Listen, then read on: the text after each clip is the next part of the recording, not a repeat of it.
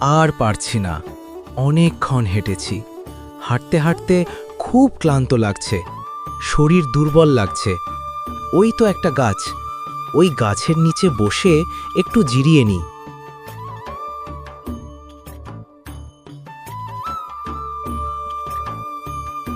এই ধর ধর ধর, চোর চোর পালাইলো, ধর ধর ধর। ওরে রহিম, চোর কোন দিকে পালালো রে? দেখতে পাচ্ছি না তো। তাই তো ভাবছি, এক নিমিষে উধাও হয়ে গেল। চল আমরা দুজন তাহলে সামনের দিকে যাই, দেখি খুঁজে পাই কিনা। বাবা, বেঁচে গেছি, একটুর জন্য ধরা পড়েনি। আরে, আবার পায়ের শব্দ মনে হচ্ছে। ওরে বাবা, পালাই।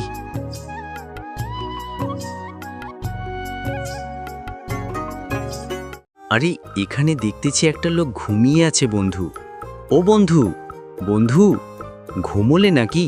কে আপনি? আপনার পরিচয়টা কি বলুন তো? আমার কাছে এসেছেন কেন? বন্ধু, আমার পরিচয়টা পরে পাবেন, আগে আমার এই পুটুলি আপনার কাছে রাখুন তো। আমি নদীর তীরে ইয়েটা বরং সেরে আসি, তারপরে আপনাকে আমার পরিচয় দেব। আচ্ছা, এবার বুঝতে পেরেছি, জন্য এত তাড়া। যান যান, সেরে আসুন আগে। আরে ওই তো চোরটা গাছতলায় বসে আছে, পাশে দেখতেছি চুরি যাওয়া টাকার থলিও আছে। দেখছি, শিগগিরই চল পাকড়াও করি। এই যে চেয়ারম্যানের সিপাই দেখে পালাচ্ছ না যে? কেন রে, আমি কি চোর নাকি ডাকাত? চেয়ারম্যান সাহেবের সিপাই দেখে ছুটে পালাবো? শোনো, কথা বলে কি, এবার চলো চেয়ারম্যান সাহেবের কাছে বিচার হলে বুঝবে কত ধানে কত চাল। চেয়ারম্যান সাহেব, এই লোকটাকে আপনার কাছে নিয়ে এসেছি। এই লোকটা অনেক বড় অপরাধ করে ফেলেছি। এক বণিকের অর্থ নিয়ে পালিয়েছে। না চেয়ারম্যান সাহেব, না, আমি চুরি করিনি, ওরা ভুল বলতেছে। আমি সাধারণ দিনমজুর, আমি খেতে খামারে কাজ করি, আমি কেন চুরি করব? তুমি চুপ করো, বলো তোমরা একে কিভাবে ধরলে? চেয়ারম্যান সাহেব, একদম টাকা থলি সমেত ধরেছি। এই সেই টাকার থলি। হাতে নাতে ধরার পরেও তুমি তোমার অপরাধ স্বীকার করছো না। শোনো, তুমি আমার এলাকার চুরির শাস্তি কেমন হয় জানো?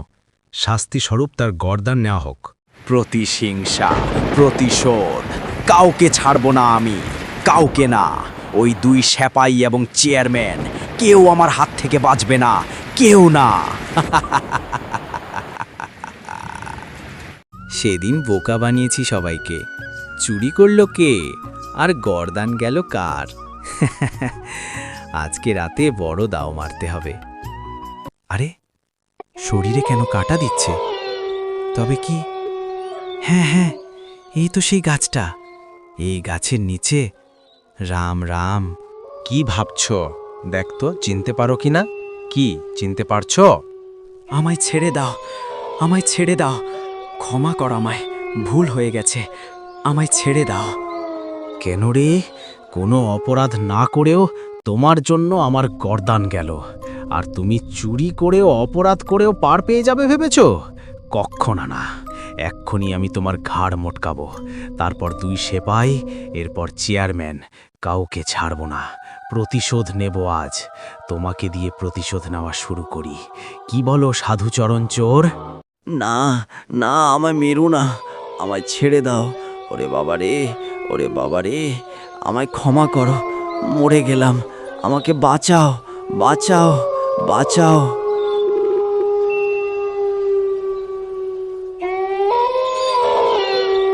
এরপর স্কন্ধকাটা ভূত একটা মানুষের রূপ ধরল। এরপর সে খুঁজতে শুরু করল চেয়ারম্যান এবং তার দুই সিপাইকে, যারা অন্যায়ভাবে তাকে হত্যা করেছিল। খুঁজতে খুঁজতে তাদেরকে দেখতে পায় একটা গাছতলায় বসে গল্প করছে। সে পরিকল্পনা করল কিভাবে তাদেরকে মারবে।